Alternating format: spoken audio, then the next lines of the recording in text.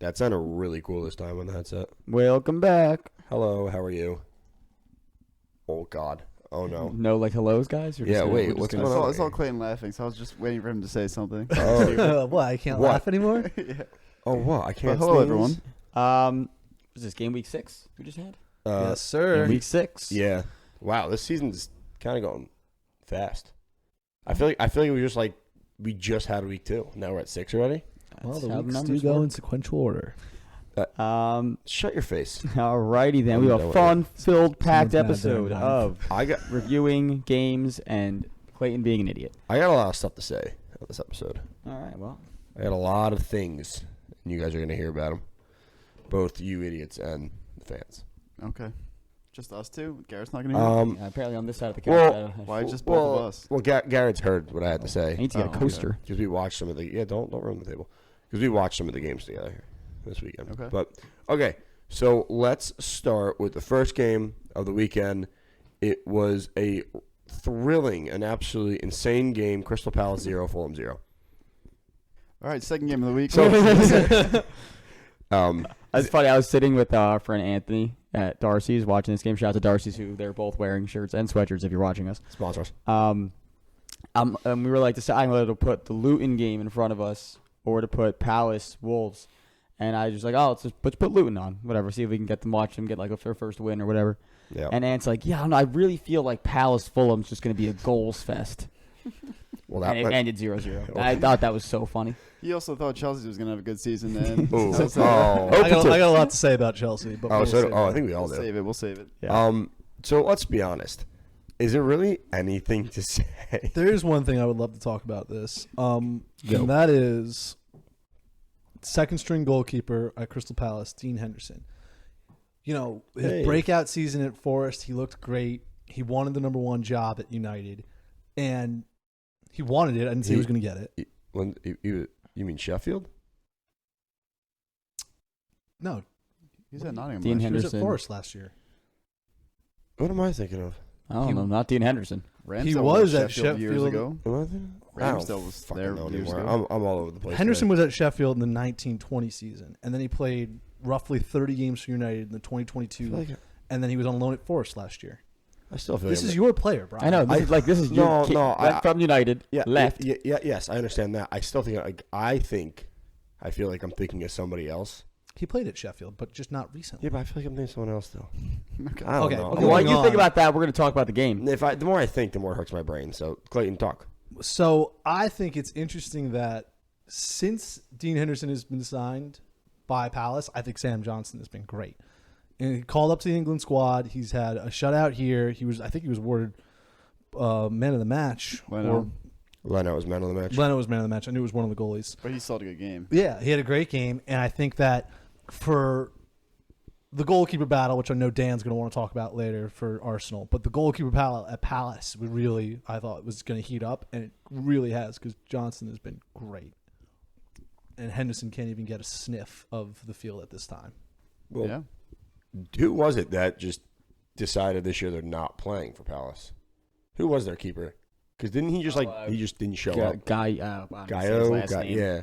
Oh, yeah. They sold him, didn't they? Yeah. Well, before that, he pretty much just said, "You guys aren't giving me the money I want. I'm not coming to training. I'm not participating in preseason," and they just didn't show up. Yeah, he's at Celtic Vigo right now Okay. in Spain. I know. And surprisingly, he has not played there either. Yeah, well, I knew there was issues with him off the field with Palace, contracts or whatever it may be, and then he was gone. But And it's two capable goalies. Like, it's not like they brought in some scrub. no, So I kind of love this. And I think excuse me. for us not having a stake in it, it's an interesting goalkeeper duel where I'm not going to talk about yours, but that's something we'll touch on later for Arsenal. Yeah. I have nothing else from this game. I'm not going to I lie. have absolutely. Out of the nothing. 10 o'clock, this was not my main focus. Yeah. No, this game, whatever. We get to move on. Yeah, so Okay. yeah, I'm good. The next game, Garrett was just talking about a little bit. Luton at home against the Wolves, and this was a very interesting game, in my opinion. Had a couple different twists and turns. I think this is a game where both teams at times had good spells of possession, and you think, all right, well, for like 10 minutes, you're like, all right, Wolves going to win this game. And then another 10 minutes, like, well, Luton could win this game. And then Wolves go down a man. But then they still kind of look better than Luton. And this game was all over the place.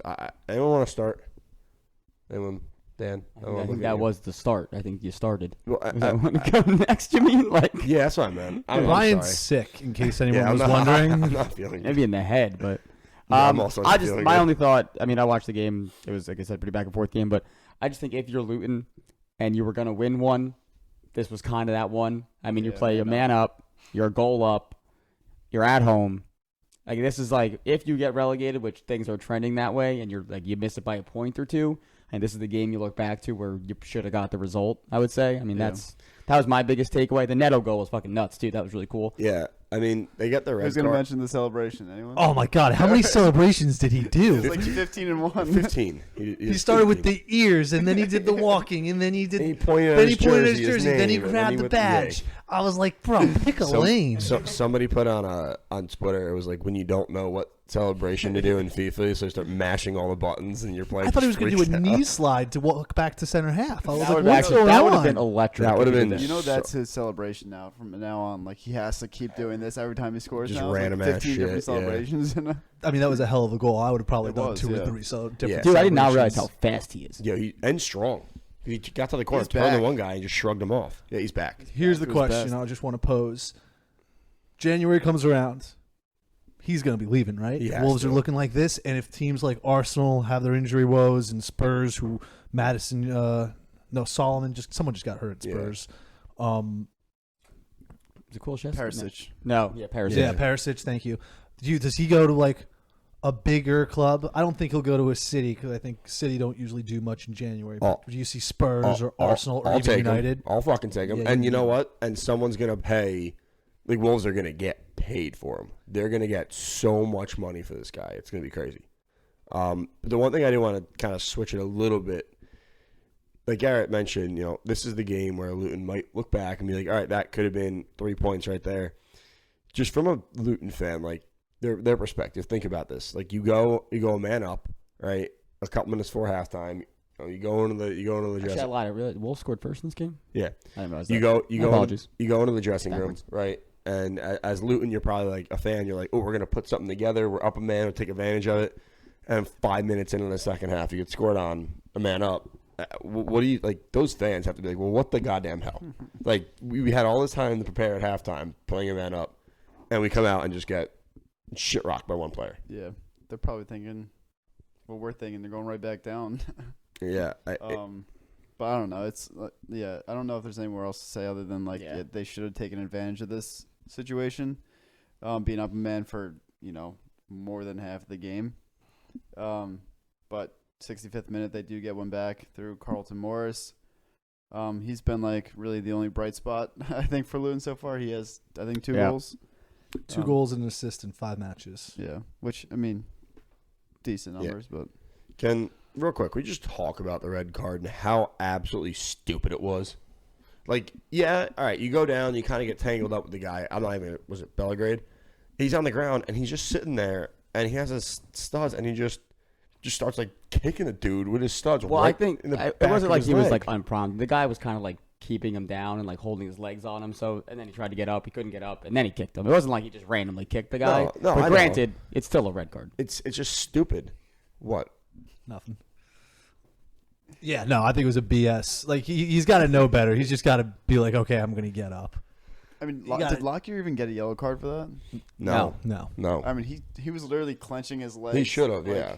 That was my one point. I was like, it wasn't an again. You can't Yeah. kick a guy. I get it's red, but there was an instigation that happened before the red Yeah. card. Yeah. I don't know. I think I agree with you, Gary. I think this is a game that Luton looks back and they think we could have got all 3. We could have got our first one, especially at home too. I think going forward, the next 2 games for Luton are huge because they have Everton away and Burnley at home. Sorry, they play at Goodison Park and then they're home to Burnley. And I think if you got to get 6 points there, you have to. I don't know if you need 6, but I think you need at least You need 3. one If win. they're going to hit a 35-point benchmark to try to get out of relegation zone, they need 6 points there. Where the hell did you make 35 points? Yeah, in well, relegation? 40 is usually the safe mark, so I'm saying they're not getting 40. That's a fair point. Any Any other comments on this game before we move on? Nope. Nope. All right.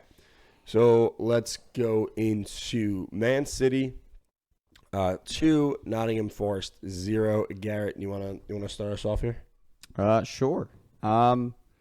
Solid win. I think Nottingham is a better team this year than they were last year. They are dangerous. We obviously the possession stats a little swayed because you play with 10 men for most of the second half. I thought the Holland header was great. I think Doku continues to be a good winger. He looks great. Did Yeah, you see what Pep said about him? Yeah, he's basically that. He's like that one-on-one guy that he's kind of saying they haven't had since they had like the Sane and. When you hear that though, and Jack Grealish is sitting on the bench, the 100 million pound man, what does you think? How do you think that affects him? That's gotta hurt. Yeah, I honestly I feel like Grealish has already gone through this once where he was kind of out of favor. Not really out of favor because I don't think it's like a personal thing. I think it's just I don't know. Doku just got there. He started 2 games in a row. I mean, we're going to have to play a bunch of different lineups this year. We don't have that much depth. I guess we've had a couple times on this podcast that conversation. But yeah, and Grealish was playing well when he got benched technically. So it'd probably be a tough mental thing to do, thing to get over. I still think Foden and Alvarez have done great in creativity wise.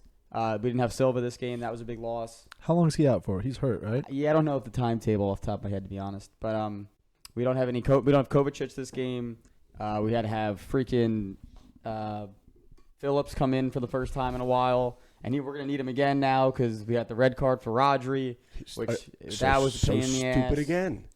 2 back-to-back stupid. If I I was, don't know why he lost his head like that. Like it didn't seem like it was something where you reacted like that. Unless something was said, obviously that we don't know. It didn't even look like it, but maybe I don't know. Go ahead. I was just gonna say I think there was a couple like in a row where like I think it was Gibbs White, right? Yeah. Kind of like when Rodri was shielding the ball, like went in like a little extra, Sure. and I don't know, I think he just snapped. I don't know. It's not like him normally either, but Rodri's out for 2 games. 3. Straight. If I was, I think this is the perfect time for Arsenal to play City. Bernardo Silva is not coming The back. whole midfield's gone. Yeah, he's not coming back till early October. I just looked that up. So he's probably going to be a doubt for that game. Rodri's out.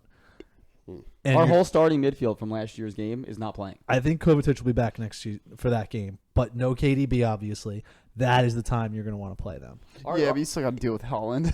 Yeah, no, I'm not. I'm Holland, just saying. Foden, Alvarez. Granted, I'll take City's quote unquote backups and their bench midfield over my starting midfield 90% of the time at United. Yeah. So I don't know. I would agree though with you, Clayton. If there was a time to take on City and try and get something out of a game against them, it's now. One more bright spot. I thought Nunez looked pretty good in one of his first starts. He was coming from Wolves too, and they couldn't score a freaking goal. So I think him just getting an assist, and was this his first start or first? Second appearance. I want to say it was his first start. No, he played 90 in the Champions League game against. Sorry, his first Prem. So first league start, he gets an assist to Erling Haaland. That's probably like just a breath of fresh air for him. Like coming from Wolves, that couldn't score a goal last year. Yeah. Anyone have anything else they want to add? First goal is really nice. I'm just going to echo what Garrett said. I thought Forest are a much better team than they were last year. And, it's tough to play against Manchester City when they're a man down, but I thought they definitely stepped up the tempo when Rodri got that red card. And they looked – I mean, they didn't score. They had a couple chances, but I think that they'll have a good season. Yeah, I agree. All right, we get to move on? Yep. All right, so we have Everton 3, Brentford 1. I did watch more of this game than I did the City game because I'm super good at betting, and I bet on Brentford at home, so that went well for me. Are you super good at betting? Because we'll talk about that later, but go on. I think right, which is weird to say because I want to say that Brentford, it was quick, like 4 or 5 minutes because I know Everton got their goal early, but for those 5 minutes, I'm going to be completely honest with you. Like Brentford went down, they hit the crossbar, and they did a couple of things. I'm like, oh, here we go. I think Brentford's going to at home go after Everton, who's struggling, who can't really find anything, and then Everton get their goal in the 6th minute, and even when Brentford pulled it back to make it 1-1, I still thought Everton for some reason they just got between 3 and 8 minutes of spells where I'm like, holy shit, like this team could play. But then they go on a spell of like 5 to 10 minutes where I'm like, holy shit, this team's going down. It's like inconsistent. Yeah, it's not like it's not like just the inconsistency. It's when they're not playing well. Oh my God, they're bad. And when they're kind of playing well, like there's sparks of like, holy shit, when they get locked in, like they can fucking play. So I mean, I guess when they got those little spells of getting locked in, they took advantage of those 3 goals that they had. Yeah. So like you mentioned, Decore scores in the 6th minute. And like you said, against the run of play, I think Brentford were the better team the first couple minutes. Everton scores early on, and then what? What the fuck is this conversation you're having? I'm not having a conversation. Yes, Oh, yeah, my fantasy football group chat's going off, and we record this podcast on my laptop, so Brian is reading all my text messages. Oh, God, I don't want to read what I just saw. I'm sorry, Dan, keep going. But then Matthias Jensen, brings Brentford level in the 28th minute off a nice shot. Well, we have to talk about the VAR in this, right? Yeah. They drew the wrong lines on the VAR. Dude. Terrible. So me and Ant are sitting at the bar, and we're like, they show the first replay, Yeah. and we're like, oh, he's on. No. And then they show the VAR look, and I'm Crazy. like, this is not what we just looked at. I'm like, this is not right. This has been a really, really weird week. And again, we harp on this every week, and we're going to touch on it more as we get in other games. But the officiating and the VAR, it's been so goddamn inconsistent throughout the entire league so far this season. It's been wild. This one was just funny. Like, it was almost comical. Yeah. Like, they drew the line. The guy's next to me. He's like, oh, yeah, he's offsides. I'm like, I don't think that's right. It's not the right line to draw. And then the best is they show it, and then they hit play, like, on the screen, and it shows, like, the ball go to the other guy, and they're like, oh, shit, we fucked this up. And they had to go put the right line in, and clearly he was onside by, like, a half step. Yeah. But, of course, then this had to go to our fantasy implications because I had Jensen. And I'm like, I wish it was off. Yeah, Should have I called was it back gonna VAR. I was going to say. Discuss that Fantasy later. gods were not with me this week, but we'll talk about that later. Yeah, trust me, We'll no. talk about it a little bit because Tarkowski. Yeah. Tarkowski, he had the game of his Had a life. goddamn day. Man of the match. A goal, an assist. Ugh. As a center back, whatever. Calvert-Lewin comes back as a goal. That's probably huge for him and his confidence because he struggled, through injury and Less than 10 minutes back on the field. yeah. That's one of them. So If he could stay fit, he would be a hell of a forward. If they could stay fit, they might stay up.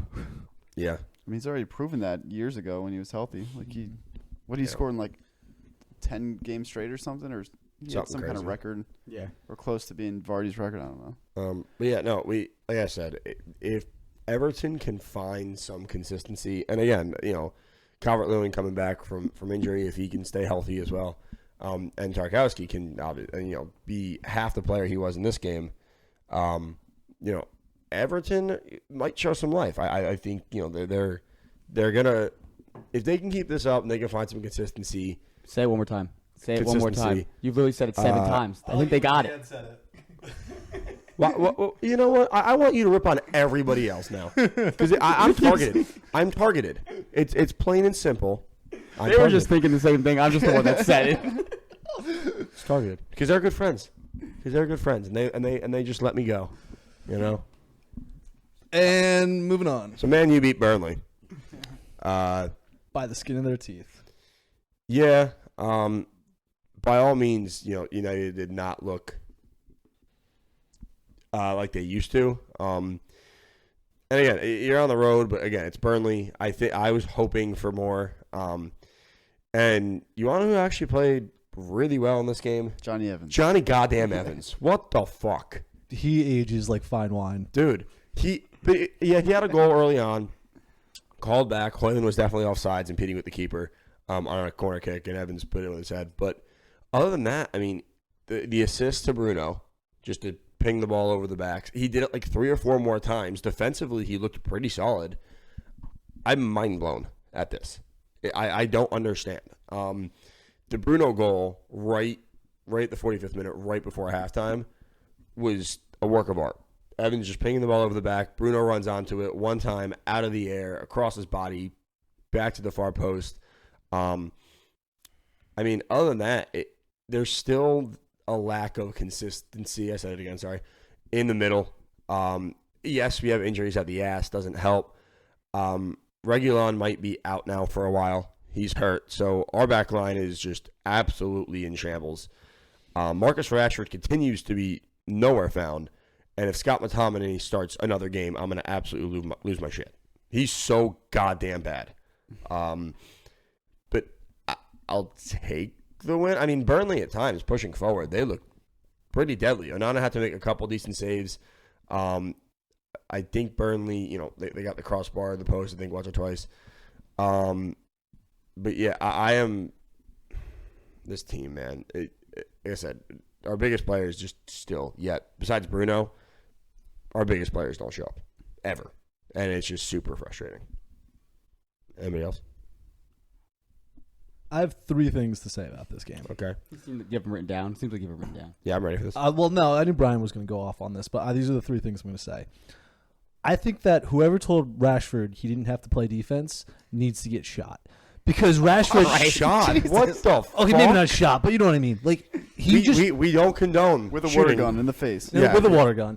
But he doesn't track. He doesn't press anymore. I don't know. Don't get me wrong. When he has the ball at his feet, he looks still Rashford of old. He looks like he's going to do something going forward, which is take it to the end line and then hit side netting. I still think he tries to do too much. I still think he tries to do too much. I think he does too. But That's funny. thank you. But defensively, he does nothing. He is a waste of space defensively. And that's totally fine if you're a better team, but they're not that kind of team yet. Well, also, if you're going to ghost on defense, you need to then score or assist or Yeah. get, or You get score, to- like, Contribute on the other end of the field. You're right. like everyone makes the joke that Messi stands around a lot, but yeah, when he scores 2 goals a game and gets an assist, If people forgive it. If someone scores and Messi's playing up top, Messi's like, "Oh, I'll just go score now." All right. So that was Second one. thing, What else you got? Burnley killed it the first half, and Yeah, played really, really well. I think that Burnley would have had a much better chance if Luka Koleosho stayed going against Dalot, because in the first 20 minutes he was all over Dalot. Dalot could not keep up with him. Dalot got the yellow card and he was just everywhere. And then Goodmunson gets hurt. They sub in Mike Tresser and Koleosho. I don't think I'm saying that right. You are Koleosho. I am. Koleosho switches to the other side, and Reguilon with his pace and his crazy Wan-Bissaka-like tackles did a much better job. I think that at halftime, I'm not a manager. I play FIFA, but I'm not a manager. I think Company should have You kept are a him. manager. I'm a FIFA manager. No, you're a Oh, okay. Yeah. You literally are a wreck coach. Yeah, all right. But I think Company should have kept him against Dalot, because I think that would have been an absolute nightmare for Dalot. He would have had no support from Bruno, who was supposed to be playing on that side. That would have been the way to go. My third and final thing I had to say about this game was... real quick. I just want to say I mentioned Koleosho. I think the first week, like, he stood out to me. He's like a 17, 18-year-old kid. And I think he's actually eligible for U.S. men's national team. Is he really? I think he's eligible for like shit. 4 or 5 different like countries. I could be wrong, Can we get on that? I'll Google. Hold Can we on. get on that? but yeah, I think he's actually eligible for U.S. But sorry, go ahead. My third and final thing was Aaron Ramsey, the ex-Villa player, with the buyback clause, looked pretty good out there. He didn't look too shabby. He didn't do anything crazy. He had a couple shots. Sorry, I missed that. Who are we talking about? Aaron Ramsey, Ramsey. the ex-Villa Oh. player. Yeah. Played about 74 minutes. He didn't do anything too crazy, but he looked good. He looked classy. He looked silky smooth. He had a couple nice touches, couple nice shots, couple nice passes. I think that there's a little bit of a player there, and I'm totally biased because he's from Villa Yeah, and sounds because like I it. love Jacob, but I think there's a little bit of a player there. I will agree. I mean, he looked very confident on the ball. He didn't try to do too much. He'd take on a man here or there when he knew he could. But if there was nothing there, he'd wait for the right pass. He'd turn. He'd play it backwards. He was their outlet from out of the back to the front. He was kind of bringing the entire field and the entire team together for Burnley. But on the ball, he looked very good. Just one last thing about. I have 2 things. I was gonna Okay, say. just one last thing about United, which was kind of funny to see. At one point when Reguilon went down, Bruno moved to left back at one point when they were waiting for Varane to come in, and then I can't even say his name. The new dude we got, Bayendir, from Turkey. he came in, and I'm pretty sure he's naturally a winger. I thought. I might be wrong here, but then he went and played left back, which It literally says goalkeeper. Who are you talking Wrong about? guy. Where am I looking at? Amrabat. Why the fuck? I told you I'm not feeling good at all. Oh my god! Yeah, I hate my backup keeper goes to the all left over- back. It's a real tough Dude, time. I'm all over the show right now. I'm sorry. I feel like dick. This is gonna have a great blooper reel. Yeah, it's all me this week. Dude, I don't feel good. There's some guy listening going, "The fuck is this Yeah, man talking sorry about?" guys. Sorry. Didn't we hit hit a talking point. We hit 100 followers, 100 likes last week. We are never hitting that again after this. Amrabat, I'm sorry. He came in and he finishes out, the last minute of regulation plus stoppage time at left back, and I was right. He's normally the midfielder, so just to have pretty much in this game 3 different left backs at one point, it's just kind of funny to see. That's just where we are injury wise. Garrett, you said you had some points. 2 things. Yeah, I'll go back to the Koyoshi conversation. Born and raised in the U.S. Oh, Born see? in Connecticut. Get him signed up. Nigerian Come on, father and Greg. Italian-Canadian mother. So is he still? Oh, I assume He was he's born still here. He's eligible. No, he's I not. think He's not captain. he's He's not He's played for captain. the U.S. Okay. and Italy at youth level. Okay, cool. And the second thing is, my God, what does Van de Beek have to do to get any minutes in this team? They are literally been in shambles for 5 weeks, and the man hasn't sniffed the field. Yeah. Let him go. Get rid of him. I It's think never that's gonna Yeah. their play. biggest issue is that they can't get rid of the players they need to sell. Like, I- he could go somewhere. I- To some team, at least on a loan. I like him. I think he's a pretty solid player. But you're right. He's not going to play anywhere. Just try and get something out of it. Get some money out of it. Get a loan out of it. Do whatever you can.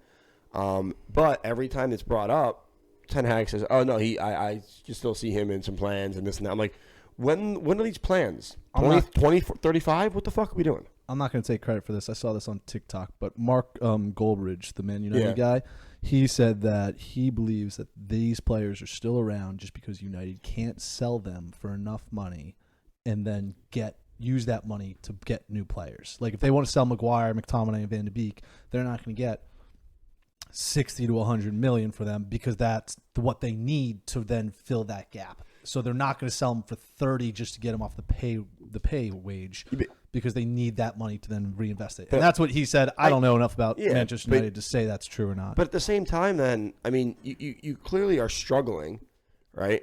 Then just get rid of them and just start, I guess, quote unquote, saving your money. Why not just get rid of them, bring up a couple different, youth players to just keep them on the bench, right? And then just go from there.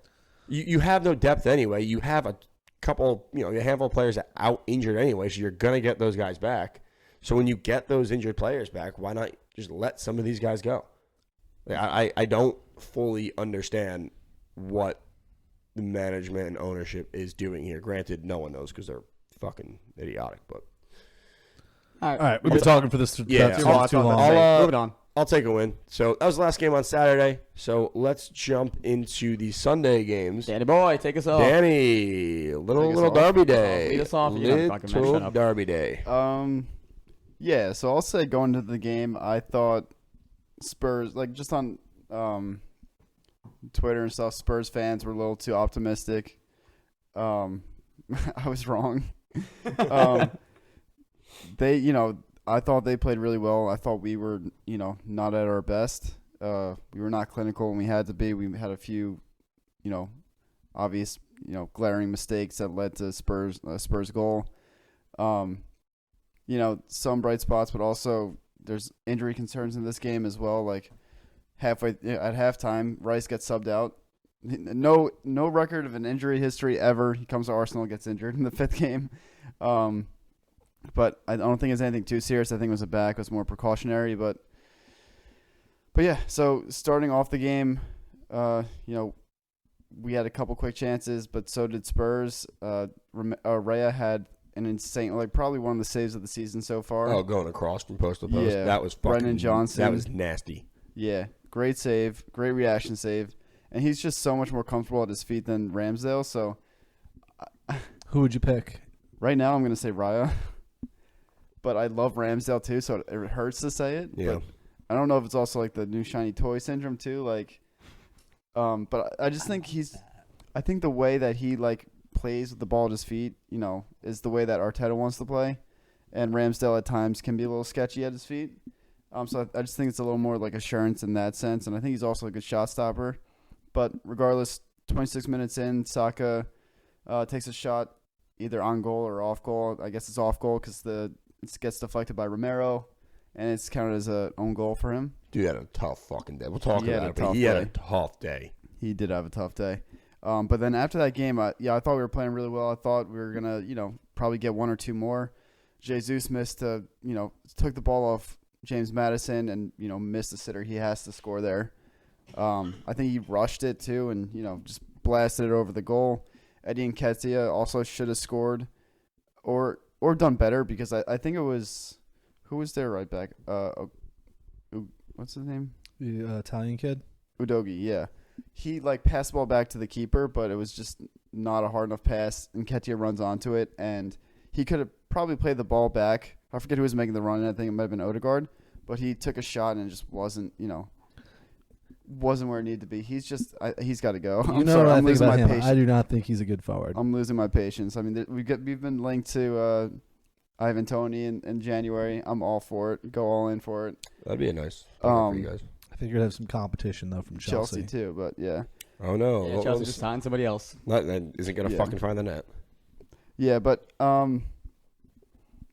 let's give credit to Spurs, too. I mean, the funny thing was Saka, after he scored or thought he scored, the deflected, he did James Madison's celebration, the dart throw. Yeah. And then 20 minutes later, he gets spun by James Madison. Absolutely turned. And, we get scored on. A great finish from Son, too. I mean, that's not easy. There's 3 Arsenal defenders, what's what I'm looking for? Converging in, and he just gets a little toe in and right corner, perfect finish. Just while we're talking about it with the celebration, did you see what James Madison said after the game? Yeah, it was really funny. Yeah, I didn't know he hit my celebration. I guess he was too busy getting up for when I spun him or something like that. It was so goddamn funny. They're good friends though too, so I think he was doing it more of just like a yeah, it was like a friendly banter. A friendly joke kind of thing. But what a comeback though. That's so funny.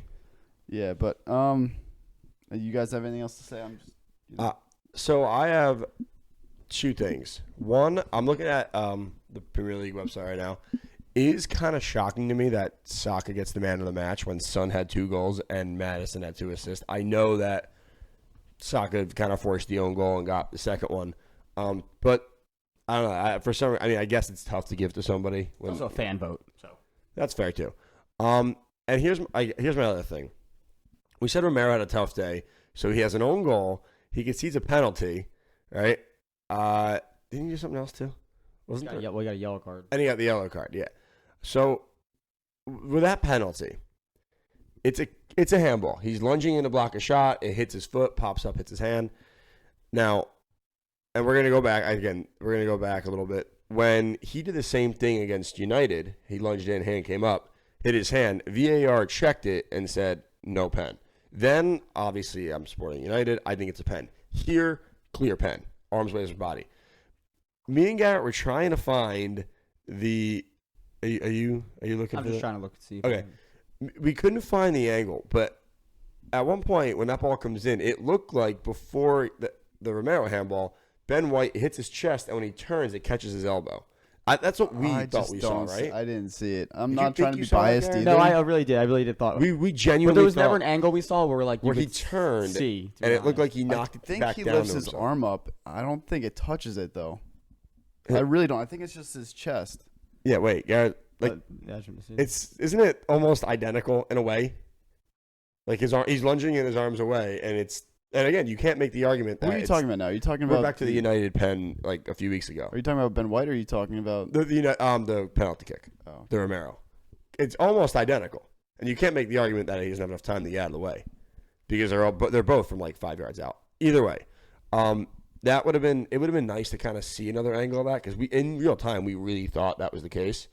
But I mean Romero, man. Part of the reason we thought it is because there are 2 Spurs players behind Ben White that raised their hand, and I'm like, I think they're looking for the foul because James Maddison also goes down. Yeah, that's what they kind of reviewed as part of. Yeah, but I think that's what they were reacting to. I don't think anyone else. I didn't see anything on Twitter either about like Ben White handball. Yeah, I was just trying to. I thought at least where his arm was because his left arm was kind of down by his side. I would have thought at least maybe VR would take a look at it. They didn't. Maybe. It's gonna be an issue. Yeah, I know. But either way, I mean, this game was just, I guess, Spurs kind of get their revenge because right after the pen, I mean, they go down and score.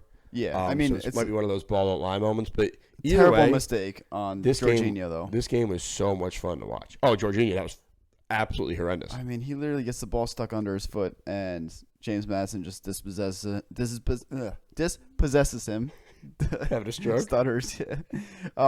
But, perfectly placed past the Son, and he just one-times it at the corner. I mean, I think they're forming a really great partnership, as you can see in this game. I mean, this is a huge game for them, and, both teams are, still unbeaten. This is definitely a better result for Spurs.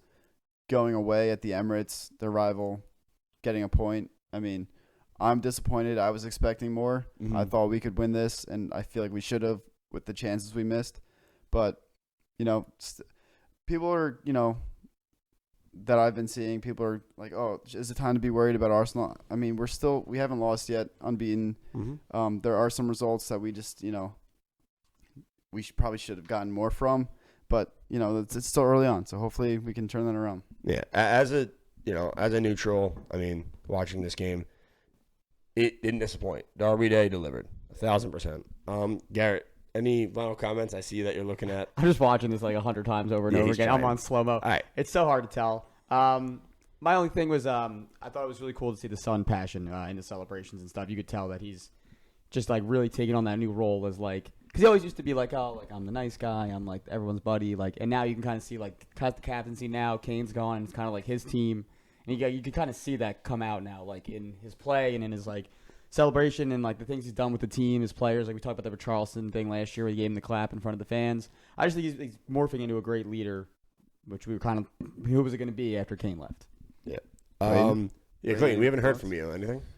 I think you guys covered most of it. I just have one thing I wanted to touch on, and this is more of a discussion question for the whole group. Of the last 6 Premier League seasons, City have won 5 of them. Is this the year where, well, this is kind of a two-part question. One, is the Premier League kind of turning into this predictable Farmers League where City look like the elite team every season that are just going to walk away with it?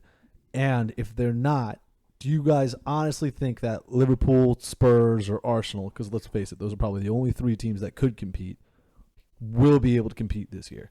No. Because based on the performances I've seen from those 3 teams, I could see Liverpool maybe putting up a chance, but when the games are coming thick and fast, City are still going to be the undoubtable champions at the end of the season. City just seem like, even the days they don't play well, they always find a way to get it done. And I don't think I could say the same for Tottenham or for Arsenal or for Liverpool. I don't think I could say that. City, I can. So I think, I don't know if it's becoming this predictable Farmers League, but I also, at the same time, don't think anyone else is beating City this year to win the league. Yeah, I think it's until Pep leaves, it's going to be like that. I hope he doesn't sign a new contract. Yeah, I mean, obviously biased a little bit, but I mean, yeah, I guess so. It's kind of like the years of like the Bayern dominance where like a team would win here and there, but for like 12 years it was just Bayern, and then like the occasional Dortmund year they would win one. I don't think Dortmund's won since Klopp's been there, but the point I'm trying to make is that I haven't watched City play in weeks because it's not interesting for me anymore. I think that if you look at the other leagues out there, Bayern are in the Bundesliga, PSG's in League One. Those are like the other 2 farmer leagues. Yeah. Is the Premier League turning into that? I don't think so, but I think people always use that argument against every other. Like it was always the Prem has so much, even level. That's why they're not. And I think it either goes against like, I don't think it's a farmers league, obviously. But I think that shows how flawed that argument could have been used for those other leagues back then. Like, just because Bayern was that good doesn't mean that it was a farmers league. It just means Bayern was that fucking good. Yeah. I just think City right now is just that good. And you said until Pep leaves, right, City probably keep winning. It kind of does, mirror when United had Sir Alex Ferguson. Like, they won trophies. They won the league, more than not when he was there, when he was in charge. So, again, and yes, I think City have great players, and I think at that time so did United. but it just shows how important the manager is, not just tactically, but even when things aren't going great, you can still squeak out wins, and they have the vote of confidence from their players. What's your thoughts? I honestly, I do think it's getting a little farmerish, and farmerish. I don't know why that just made me laugh. It just did though. And I mean, I know I joke around, but Villa aren't going to win the Premier League anytime soon. Although I would like to be up there, I think from an Arsenal, a Spurs, a Liverpool, I'll even throw Man United in there. At the beginning of the season, we were talking possible title contenders. But now when we look at the games that are actually being played and look at how efficiently City is winning these games compared to Liverpool, who, we talk about it every week. I talk about it every week. Shaky in the back. Arsenal, their midfield still really isn't worked out. Spurs, we all love Ange ball, but it's so attacking minded. We know they're going to let up goals. The only caveat we can say about City is that I'm not even going to say anything about United. The only caveat we could say about City is their depth, and we don't even know if that's going to be a problem yet. Right. Because if that's going to be a problem, it's going to be a problem in the middle of the Champions League run when they're playing, a game every 3-4 days, and we don't know if that's going to be a problem yet because they do have depth. They just don't have the depth they've had in previously. The past. They have the depth where they had 2 Arsenal 11s basically. Right. Yes, they have the depth Arsenal have right now, where Jorginho comes off the bench and he's going to be could be a liability. He's going to fuck up, and something's going to happen, and there's going to be a goal. They have that kind of depth, which still isn't bad depth. No, and one just to back your point a little bit more. I know people kind of pointed this out. Is that the Premier League teams in the first week of Europe did not do well, aside from the cities of the world. Like, a lot of the middle table Prem teams lost to a lot of those other league teams. Well, who did you guys Arsenal play? did, Didn't you have a walk in the park? Yeah, it was like Red Star or something. Yeah. Fuck you. We had 1-0. We had Bayern. No, it was like, I'm saying the middle table, Prem teams. We like, had I fucking think Villa. Bayern. Villa didn't do well. Brighton lost. Yeah, How did Brighton West lost, Ham do? Villa. I think they lost too. West Ham, they lose or Newcastle drew. That's what Newcastle drew, but they played AC Milan. Yeah, that's actually a good result. Yeah, that's great. Listen, we lost 4-3 to Bayern. I will fucking take that. The only thing I want to West say Ham is won 3-1. Sorry, I think City has played West Ham and Newcastle, but they haven't played like a top 6 club yet to start the season. so that was going to be my next thing I wanted to touch on. So I think the real first test They is played going to United. be what? No. What? He said we played United. I said no. Okay, then you go. Good.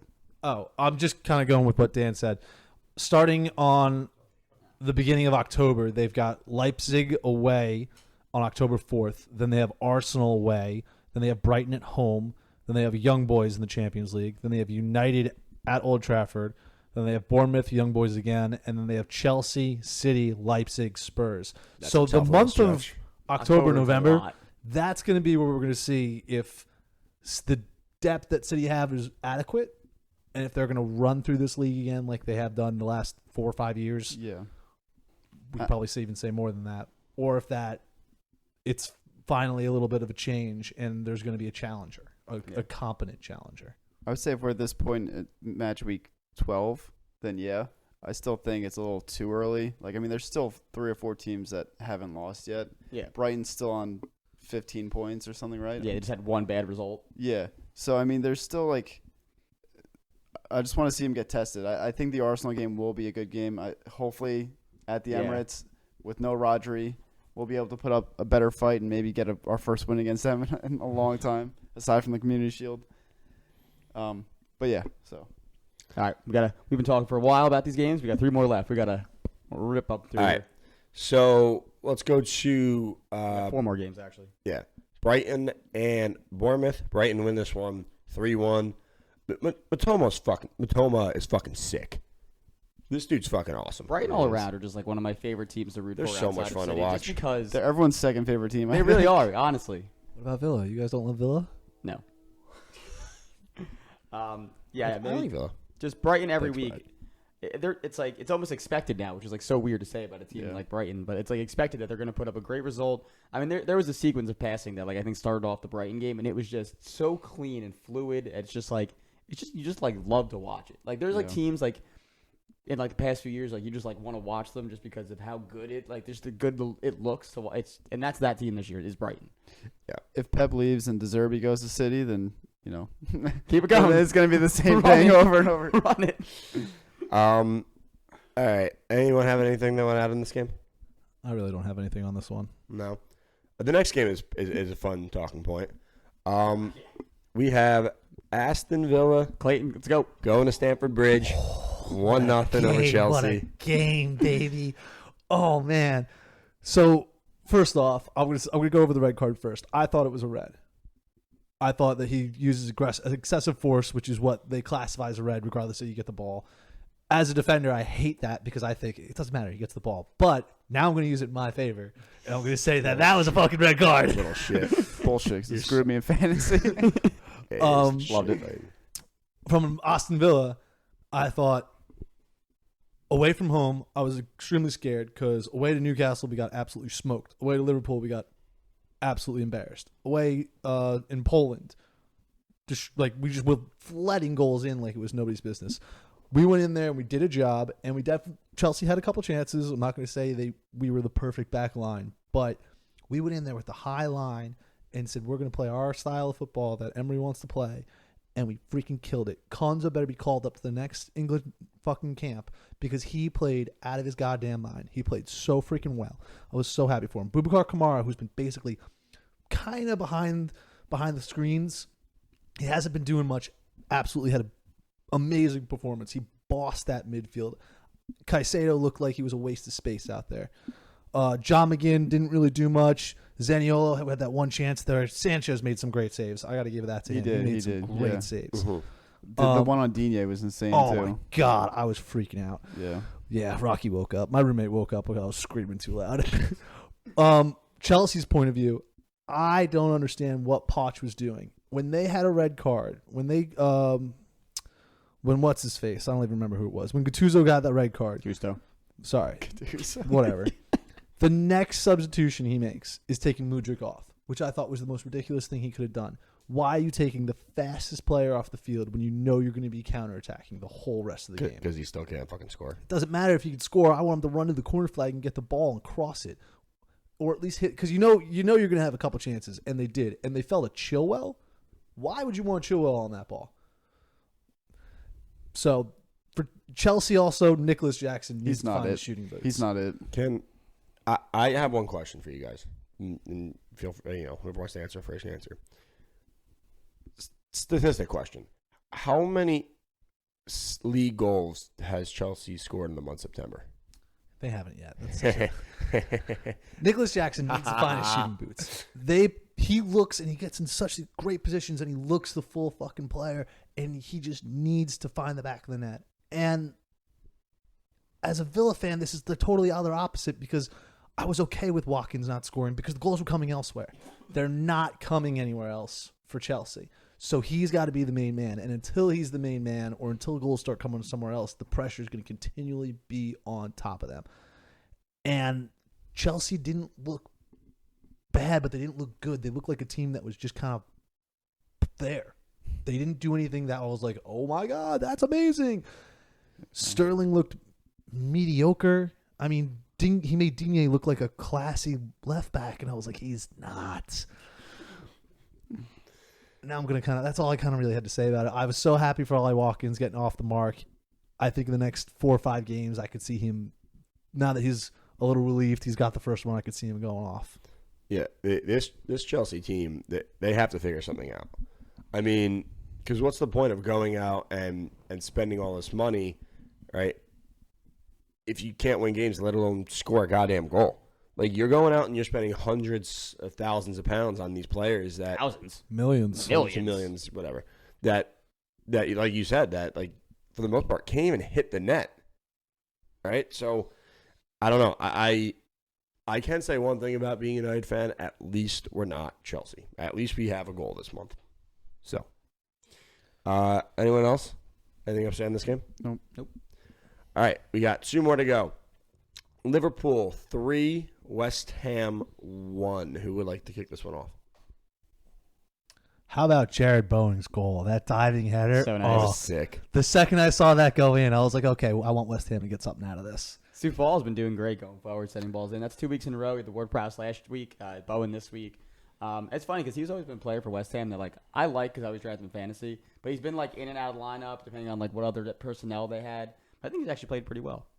But yeah, Liverpool, West Ham, I think it looked good, but I think Liverpool looked better. Obviously, they had possession, they had more shots, they had more chances, they had more shots on target.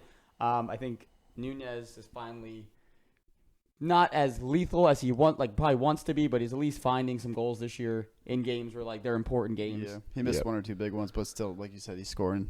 Yeah, 3 goals and an assist in 6 matches. I think that if he keeps up this pace, he's going to be exactly the forward that Liverpool wanted. Exactly. Mm-hmm. Like you still have Salah. You're not searching for something, but it's like you need that striker that will put those chances away. And again, not every chance, but he's at least scoring this year. It's very much a confidence thing. Like once you get one, like that's exactly what we're saying with Nicholas Jackson too. Like I would compare him to Darwin Núñez of last year. Like he got his chances, he just couldn't fucking score for anything.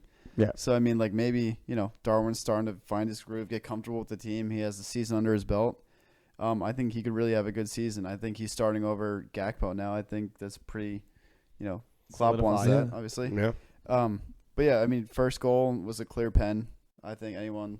Pen. It's a pen, right? It's clear. Pen. Salah does what he does, gets the goal. And then Darwin's goal was a great ball from McAllister, too. I know you said last pod, like, he better start doing something for fantasy purposes. I just been tired of watching him play as a 6. That great ball over little top, flick. though. Yeah. Ooh, baby. Yeah. Anyone? Diego Jota, I got a soft spot in my heart for him. He came off the bench and scored. He's had some injury problems over the last couple of years. What I didn't know is he's only 26. I was just about to say that. Oh, Just shit, quick as really? player profile. I thought he was way older than that for some I reason. thought he's been around for so long. I thought he wow. was much older than that. He was like 26 years old. So, I mean, I hope he stays fit this year. There's going to be a lot of competition in that Liverpool front line. I like him a lot, personally, and I hope that he does well, except against us. All right. Let's finish up with a game where history was made. I don't even want to talk about it. Newcastle It's embarrassing. putting 8 past Sheffield, where the history was made. 8 different goal scorers in this game. That's insane. I mean, start to finish, Yeah. it was just dismantlement. It was brutal. At home. Did any of you guys turn this game off after Yes. We like did. We 3? stopped at Yes. like 4. 4, I think 4 we nothing. stopped at 4. I I'm like, stopped at dude. 2. And I just kept getting the updates. I'm like, fuck. He's like taking a shower. I'm like, 6. He's yelling at me, 7. I'm like, Jesus Christ, who now? And Gary goes, I don't know. But we looked through it and we're like, holy shit, has this ever been done? I think it was you that I found out from that it was like a historical thing where 8 different goal scorers in one game. I mean, we all knew that, that Newcastle probably was going to win this game. We knew they had, they were this up-and-coming team. They were going to do well this year. Didn't really have, 8-0 on my bingo card here. I don't think I ever have 8-0 on the card. So god damn, what a crazy, crazy game. There's one thing I do want to talk about because it would have been a bigger deal if this game did not end 8-0. I feel like the first goal where Gordon is on the end line, cuts back. They look to see if it went out of bounds, whatever it did. Did anyone see this? Yeah, I did. He hits the ball with his He hand. smacks the shit out of it with his hand. It affects the play because it's an easier touch for him to play the Right, ball like, in. So I think that's got to be a foul, right? I Like a handball. thought I just didn't understand how it didn't get even talked about. I'm like, wasn't the there? announcer's like, oh yeah, it kind of hits his hand there. I go, what do you mean? Oh yeah, like Well, and again, I might be wrong because all the rule changes and everything, but wasn't it if there's intentional, not intentional, whatever it is, if there's any handball in any build up to a goal, it goes back? Is that still a thing? Even if it's not whatever it was, but again, there's nobody near him. It's not like someone shoots it at him. He literally just going out. Nope. Yeah. No, it's not. again, What it's the fuck? in the grand scheme of this game, it really didn't end up being a big deal because they scored 7 more. Yeah, but the only thing is that's the first goal of the game, Right. so maybe it changes. You know what? Yeah. If that doesn't I just didn't stand. understand how it wasn't a bigger deal. Like I said, the announcer was like, oh yeah, hit his hand. I'm like, what the fuck does that mean? Hit his hand. Seemed very nonchalant for It's just pretty nonchalant for him slapping the ball in it bounds. might have grazed his fingertip there. No, it fucking really got his hand. Also, shitty day for Harvey Barnes. Got a start. They were resting Gordon. He had his 10 or so what he had, and he got hurt. I think 12 minutes? 15 minutes in, 12 minutes in. Damn. And then Gordon had a great game. Yeah, he did. Yeah, but 8-0. I mean, sorry Sheffield. I saw a picture on Twitter. It was like, oh, what it's like to be a Sheffield fan today. And then there was just some lady just reading a book. She's just fucking reading a book. She's like, I'm fucking done. I'm reading a goddamn book. Anything else other than the absolute throttling you want to talk about? Clayton, any words? I kind of fucking hate Newcastle, so I really don't care for this game. Are you still salty after the? Fair enough. Yeah, and my college roommate was a Newcastle fan, so we butt heads a lot on that. But I mean, good for them. 8-0. That's a hell of a scoreline. Moving on. All right, a lot of twists, a lot of turns here in match week 6, but match week 6 was fun. We all got some pretty good results for once on this couch. Yeah. Pretty good. Not great, pretty We'll good. take We all got something.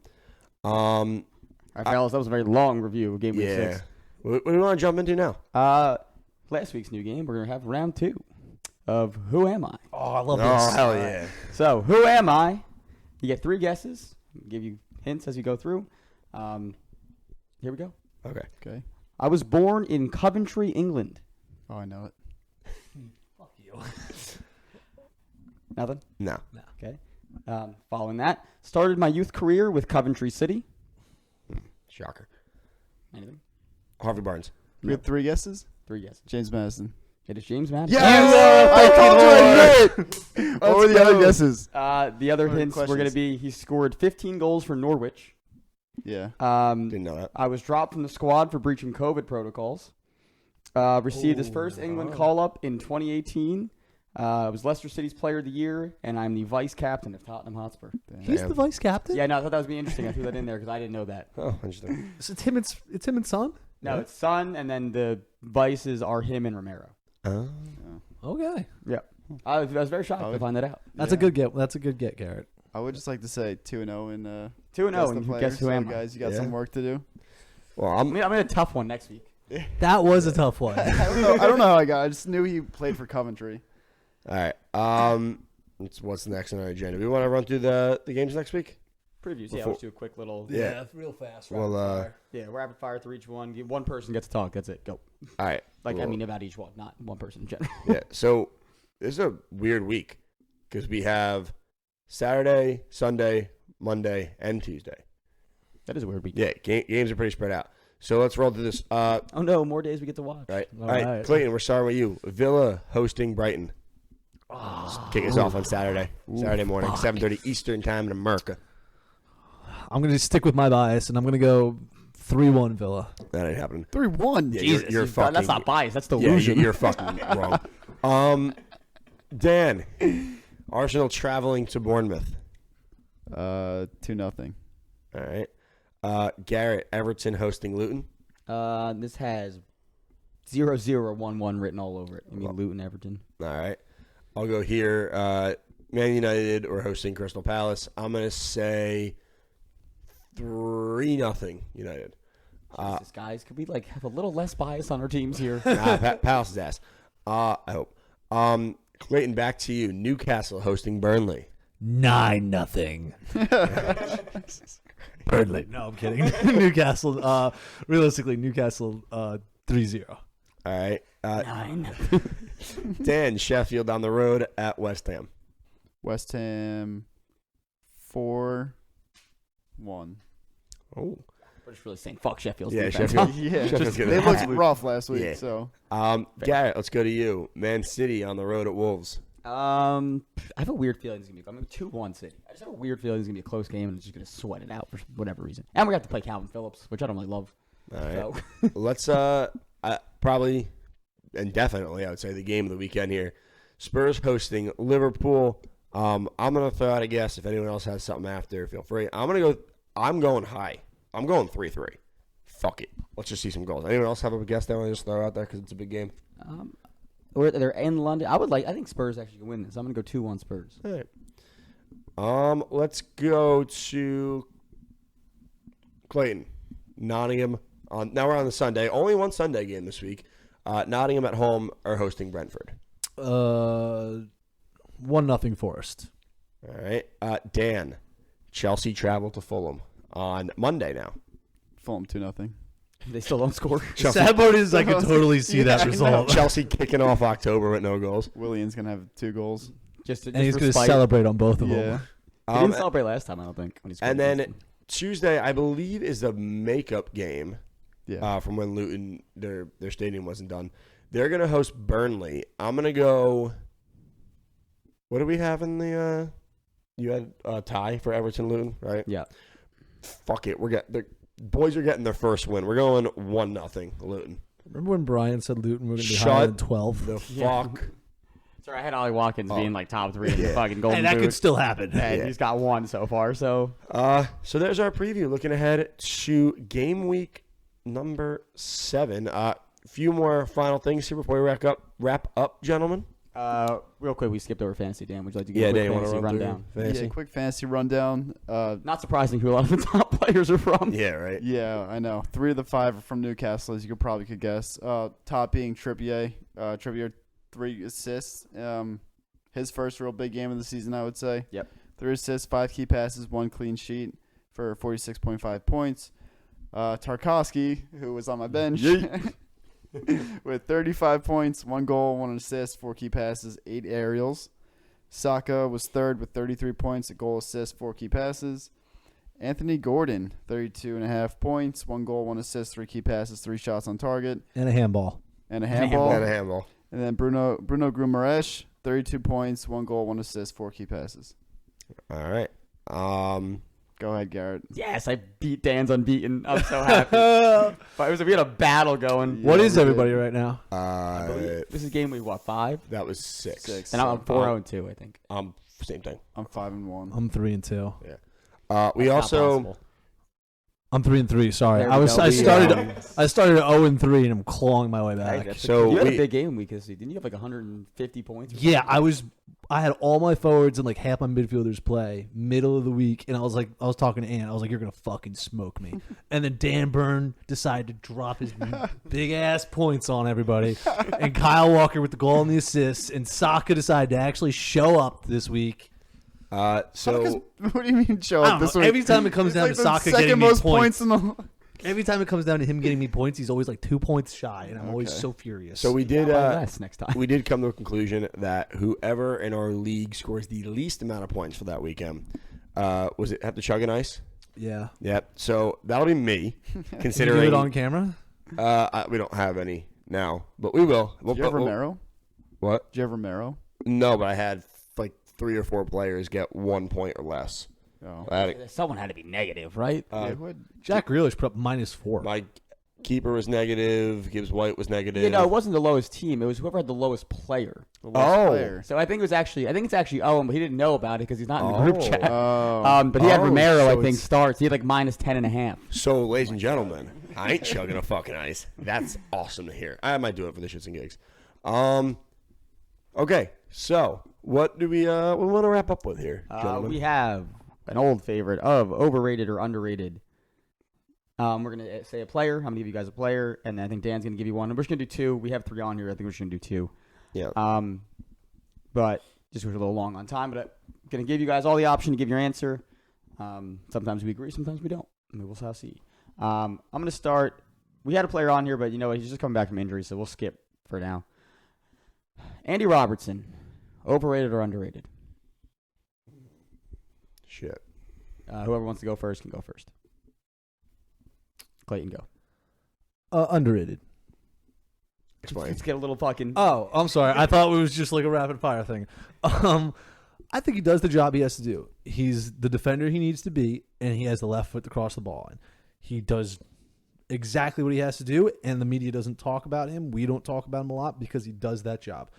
On the flip side of that coin, we talk about Trent all the time. I talk about Trent all the time because I think he's a terrible defender. I think he's a midfielder wearing a defender's mask or something like that. I don't know. We give you one question and we say explain yourself, and then Is you this just not me explaining? but then you just tear apart in a completely other player. Yeah, because I think I'm tying it into my argument. So I think that's why I think he's an underrated player. Are we going back to that third option, or are we sticking with over Nope. under? Gotta pick one. Then I'm with Clayton. I was going to go right down the middle. He's properly rated where he has to be. I'm going underrated for the same exact reasons. He does his job, and no one really hypes him up. A little overrated. Oh, little. Explain, Daniel. Yeah. I don't know. I mean, he was good this season, you know, when Liverpool were fighting for the title and, you know, when they won the title. I don't know. I mean, he's good going forward. I think can get, you know. Doesn't do anything for you? No, yeah. I don't know. I don't know if I can put my finger on it. I wouldn't put him as, like, the best in his position. If you had to say the best left back in the Prem, where would you rank him? Like if you were to rank all the best left backs, where would you rank him? Probably top 3, but not 1. I think that would make him very underrated. Yeah. Why? Because most people have him there, though. Yeah, I think people would probably argue him 1 or 2. I'd put him like 3, maybe 3. I think the fact that we don't talk about him that much would for make being him a top, underrated for being player, a top 3 left back. Yeah, I think I'm with you. Yeah. But who else would be above him then, or who would you say were at the top? Top 3 Left backs, yeah. I'm not going to include Vardiol from City because I think he's a center back. Just plays left back. Yeah. I'm going to say. I think Estupinan's better than him. Yeah, I'm going to say him. Estupinan's better than at this Robertson. season, I'm going to put him at 1 just because Shaw's been hurt, and I'm going to put Robertson at 2. All right. Okay. All right. We want to do a. Do you want to give your input, Garrett? Or as a question asker, are we? Yeah, I'll give a little input. I agree with a lot of what Clayton said. I think he gets overshadowed by the Van Dijk and Roberts and Trent hype. I am also on the board that if he was English, he would get as much hype as the rest of them. But I think because he's Scottish, media and everything does not hype him as much. That is a good most English players get more hype because they're English. That is a phenomenal point. In my opinion. All right. So I'm going to ride the underrated train. The best. All right. Dan, would you like to ask yours, please? Yeah, Enzo Fernandez, underrated or overrated? Overrated. Here's where you talk about it. I mean, yeah, no. I was getting there. Listen, honestly, besides the keeper, if you name anyone on Chelsea right now, I'm probably going to say overrated just because they can't do anything.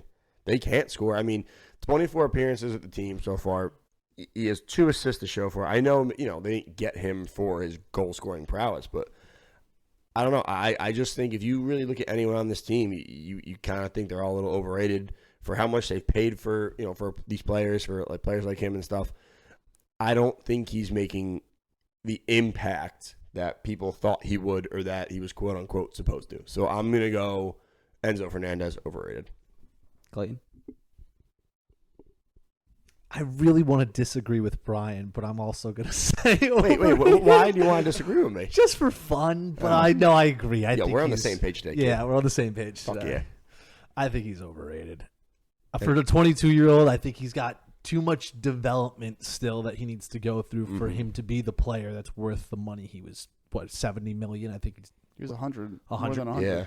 I think he's got 3 to 4 more years of development before he becomes that price tag player. I agree. I'm up. I'm going to disagree with you all. Not you all, sorry. The first 2. We needed this. I believe he's now underrated. I believe at a time you could maybe say overrated, but I think now he's falling in the trap of just because Chelsea is a shit club and is being run shitly, that he's not performing Tell as us well. how you really feel. Like, there's players on Chelsea that we know are quality players and are not playing well. So obviously there's a system issue, and every player has looked bad. Casado is literally everyone's pick for one of the best defensive center mids in the world, and he has looked like a child playing in this Chelsea system.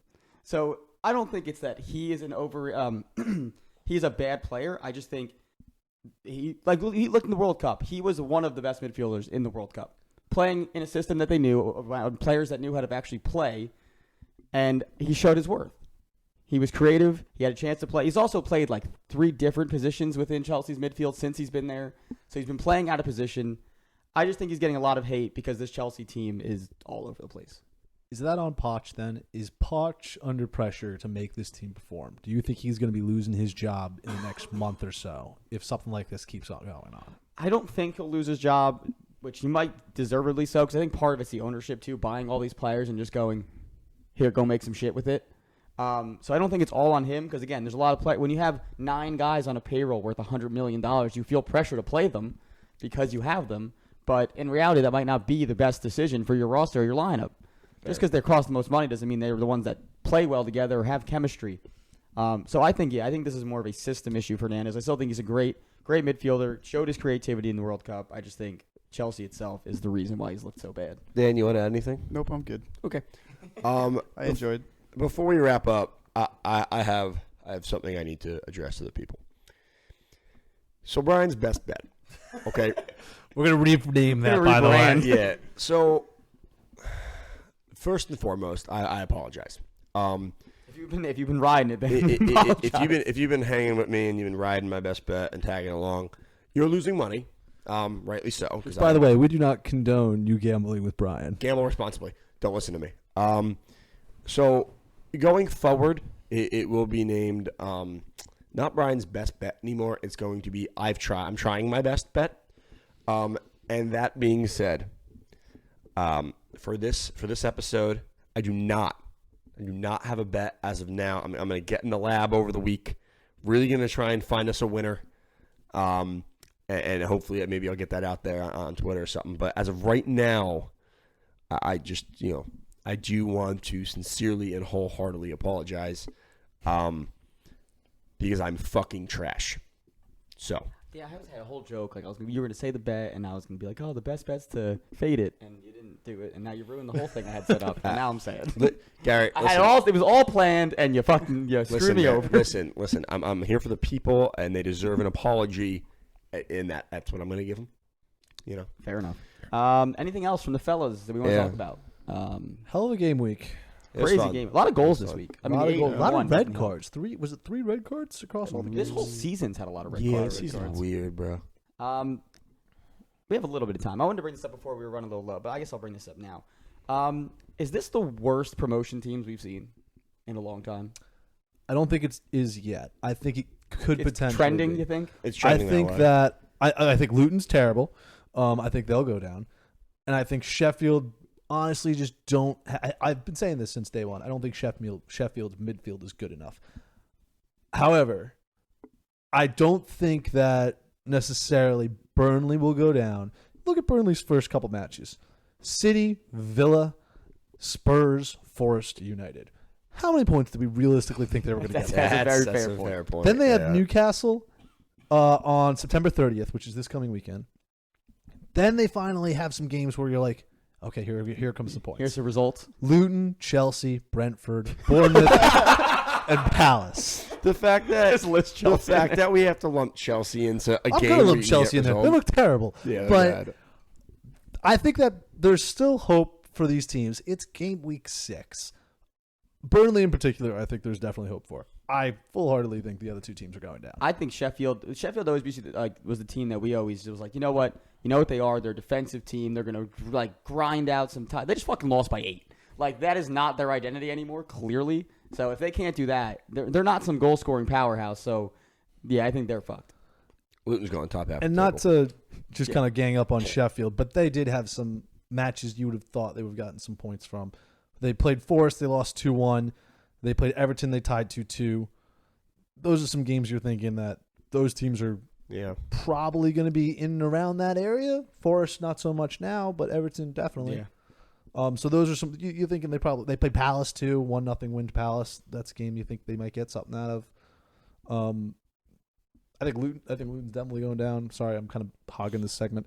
I think Luton's definitely going down. I think Burnley just need a better run of games, and I think Sheffield probably going down too. All right. Anybody else? Any final comments they want to add? I'm good. Nope. All right.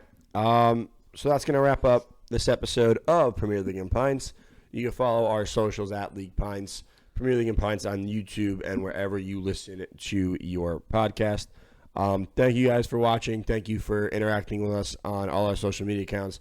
I believe, was it on Instagram? My rant Instagram video is our now most viewed. 10K. Yeah, so thank you guys for that. Have a fantastic day. Miller Lite sponsor us.